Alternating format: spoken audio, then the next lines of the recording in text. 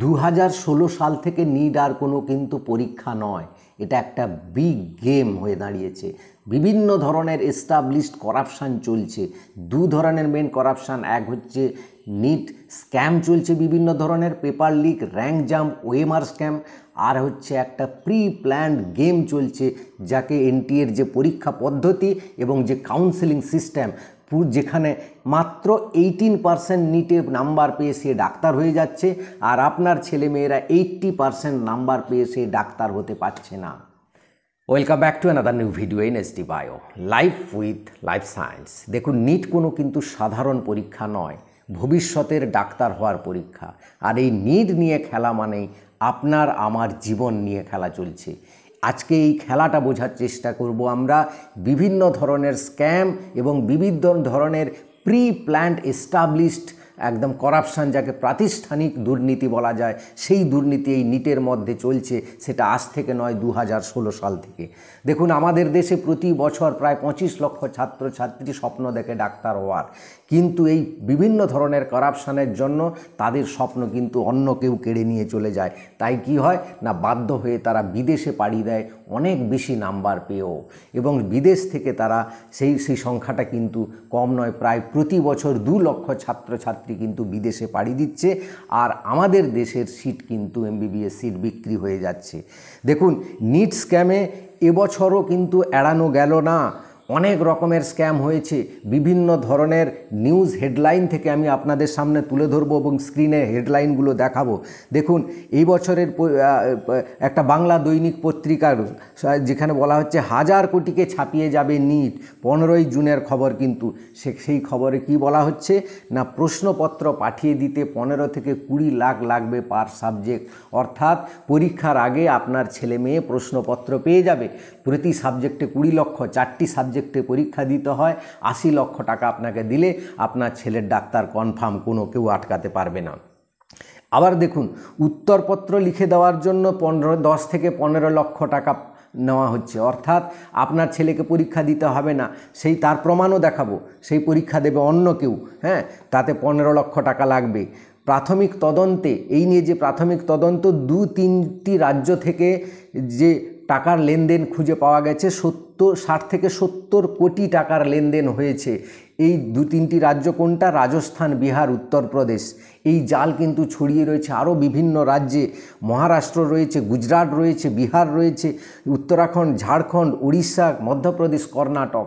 এবং এই জালটা যে এই রাজ্যগুলোতে ছড়িয়ে রয়েছে, দেখবেন নিটের রেজাল্ট এই রাজ্যগুলো কিন্তু প্রথম 5-6টা সারিতে কিন্তু এই রাজ্যগুলোর নাম আছে।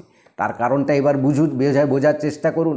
র্যাকেটে যুক্ত রয়েছে একাধিক কোচিং সেন্টার, বড় বড় কোচিং সেন্টাররা যুক্ত রয়েছে, একাধিক ডাক্তার যুক্ত রয়েছে, এনটিএর আধিকারিকরা যুক্ত রয়েছে, কিন্তু কোনো ইনভেস্টিগেশন হচ্ছে না। এই বছর দেখুন, মহারাষ্ট্রে এই পরীক্ষার রেজাল্টের কয়েকদিন আগে সিবিআই স্বপ্রণোদিত এফআইআর লঞ্চ করে এবং 5 জনের মধ্যে 2 জনকে অ্যারেস্ট করে, আর 3 জন এখানে অধরা, যাদের মধ্যে একজন ডাক্তার আর 2 জন হচ্ছে এনটিএ আধিকারিক। কিন্তু এনটিএ কী করলো, এদের আদালতে ক্লিন চিট দিয়ে দিল, অর্থাৎ সিবিআইকে ফেক প্রমাণ করার চেষ্টা করলো। পাটনার কেস শুনুন, পাটনাতে গ্রেপ্তার হয়েছিল পেপার লিক নিয়ে, তাকেও এনটিএ ক্লিন চিট দিয়েছিল। ওএমআর শিট পাল্টানোর অভিযোগ রয়েছে, যেরকম ওয়েস্ট বেঙ্গল স্কুল সার্ভিস কমিশনে ওএমআর শিট পাল্টানো হয়েছে, এখানেও সেই একই অবস্থা চলছে। দেখুন, এই অভিযোগ কিন্তু একজনের নয়, বহুজনের। এবার মারাত্মক অভিযোগ দেখুন, আমাদের রাজ্যেই রয়েছে। কয়েকদিন 4-5 দিন আগের বর্তমান খবর কাগজে বেরিয়েছিল, একটি মেয়ে ফাইনাল আনসার কি দেখে তার রেজাল্ট আসার কথা ছিল 600+, কিন্তু তার রেজাল্ট যে এসছে তাতে এসছে 334 বোধহয়, এরকম অনেকেই হয়তো পড়ে থাকবেন। এনটিএকে মেল করেছে, কিন্তু কোনো সদুত্তর এখনও আসেনি। এই কমপ্লেন শুধু এই আমাদের পাইকপাড়ার নয়, সারা ভারতবর্ষে প্রায় 12,000 কমপ্লেন গেছে এনটিএতে এই রকম কমপ্লেন। নিট রেজাল্ট এবং র্যাঙ্ক নিয়েও র্যাঙ্ক জাম্প হয়ে যাচ্ছে। কীরকম দেখুন, 525 নাম্বার পেয়ে 50,000 র্যাঙ্ক হয়েছে। কখনো সম্ভব এবছর 525-এ 50,000 র্যাঙ্ক? এরকম কি করে হচ্ছে? এই জিনিসগুলো যে হচ্ছে, এটা যে একটা প্ল্যান্ড করাপশান চলছে, এগুলোই তার প্রমাণ। এ শুধু আজকে নয়, এ চলছে 2016 সাল থেকে এই স্ক্যামগুলো চলছে। ইদানিং সোশ্যাল মিডিয়ার জন্য বিভিন্ন ছেলেমেয়েরা জানাতে পারছে, তাই আমরা জানছি। এনটিএর আধিকারিকরা যুক্ত না থাকলে কিন্তু এগুলো সম্ভব নয়। বড় বড় এনটিএর আধিকারিক রয়েছে, যেমন স্কুল সার্ভিস কমিশনে বড় বড় আধিকারিকরা যুক্ত ছিল, চেয়ারম্যান যুক্ত ছিল, নেতা মন্ত্রী যুক্ত ছিল, তারা সবাই আজ জেলে রয়েছে। এখানেও ধরা পড়লে সবাই জেল যাবে, কিন্তু এর প্রতিবাদ নেই বলে কিন্তু কোনো কিছুই হচ্ছে না। দেখুন 2016 সালে পরীক্ষা মাফিয়া কিং সঞ্জীব মুখিয়া উত্তরাখণ্ডে ধরা পড়েছিল, আরেকজন মাফিয়া কিং হয়েছে বিট্টু। এরকম মাফিয়া অনেক রয়েছে, পরীক্ষা মাফিয়া কিং বলে পরিচিত। সার্ভার গ্যাং রয়েছে যারা এনটিএ নিয়ে করাপশান করে, সেই গ্যাংও রয়েছে, সবাই জানে, কিন্তু তাদের এগেনস্টে কোনো স্টেপ নেওয়া হচ্ছে না। কেন না, এনটিএর বড় বড় আধিকারিকরা যুক্ত রয়েছে এবং বড় বড় নেতা মন্ত্রীরা যুক্ত রয়েছে এর মধ্যে, না হলে এগুলো সম্ভব নয়। দেখুন এই বছরই 5ই মে যে পরীক্ষার দিন সকালে কি হয়েছে না, ঝাড়খণ্ডের একটা গাড়ি যেটা পাটনার শাস্ত্রীনগরে ধরা পড়েছিল, পুলিশ ধরেছে। সেই গাড়িতে অসংখ্য অ্যাডমিট কার্ড। পরীক্ষার দিন সকালে গাড়ির মধ্যে এত অ্যাডমিট কার্ড কী জন্য এসেছিল? তার পরীক্ষা দেবে কিন্তু অন্য কেউ, সেই জন্য গেছিলো। র্যাকেটের প্রমাণ সব পাওয়া যাচ্ছে, এনটিএ বিশ্বাস করছে না। দেখো মানে আপনার ছেলেমেয়েরা প্রতিদিন 10-12 ঘন্টা করে পড়ছে, 1 বছর নয়, ড্রপ দিয়ে 2 বছর 3 বছর ধরে পড়ছে, কিন্তু তার সেই প্রতিভাকে কেড়ে নিয়ে যাচ্ছে অন্য কেউ, কোনো কাজে লাগছে না কিন্তু। হ্যাঁ, এটা বোঝার চেষ্টা করুন। এবার আসি ভারতবর্ষের এক অদ্ভুত পরীক্ষার সিস্টেমের কথা, যেখানে বড় খেলাটা চলছে। বললাম করাপশান, এবার খেলাটা বোঝার চেষ্টা করুন। খেলাটা হচ্ছে কি, দিলেই বুঝতে পারবেন। নিট যে একটা প্রতারণামূলক ব্যবসা, পরীক্ষা নয়, একটা ব্যবসা, প্রতারণামূলক ব্যবসা, সেটা কিন্তু বুঝতে পারবেন। নিটে 720 নাম্বারের পরীক্ষা হয় আমরা জানি, এবং যেখানে মাত্র 18 থেকে 20% নাম্বার পেলেই পাস। পৃথিবীর কোনো পরীক্ষা আছে যেখানে 18% নাম্বার পেলে পাস হয়?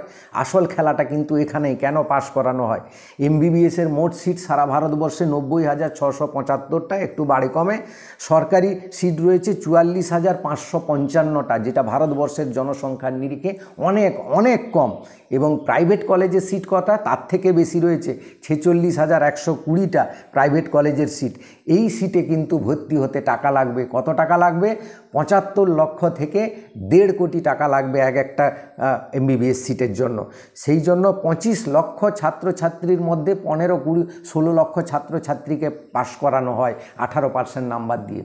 কেন না, গ্রাউন্ডের মধ্যে যত প্লেয়ার থাকবে খেলাটা কিন্তু তত জমবে, মালটা তুলতে তত বেশি সুবিধে হবে।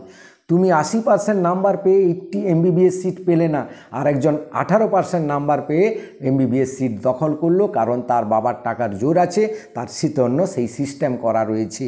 তাই জন্য ভালো ছেলে মেয়েদের বিদেশে পাড়ি দিতে হচ্ছে, যে সংখ্যাটা বললাম প্রতি বছর প্রায় 2 লক্ষ। আর একটা ব্যাপার, আমাদের দেশে প্রাইভেট কলেজ ফিজ নিয়ে দেখুন। আমাদের দেশের প্রাইভেট কলেজের ফিজ প্রায় 1 কোটি 1.5 কোটি, যেটা পৃথিবীর আর কোনো দেশে নেই। কেন এত টাকা নিচ্ছে? যেখানে উন্নত দেশগুলো, রাশিয়া, ইউক্রেন, চীন, জাপান, কানাডা, এগুলোতে 25 থেকে 40 লক্ষ 45 লক্ষ টাকার মধ্যে হয়ে যাচ্ছে, সেখানে আমাদের দেশে কেন এত বেশি টাকা নেয়? কেউ কিন্তু প্রতিবাদ করছে না। এই পাশের বাংলাদেশ, সেখানে মাত্র 40 লক্ষ টাকায় এমবিবিএস করতে যাচ্ছে আমাদের দেশ থেকে। পৃথিবীর কোনো দেশে এরকম আছে বলুন যে 18% নাম্বার পেয়ে কোনো পরীক্ষায় পাশ করানো হয়?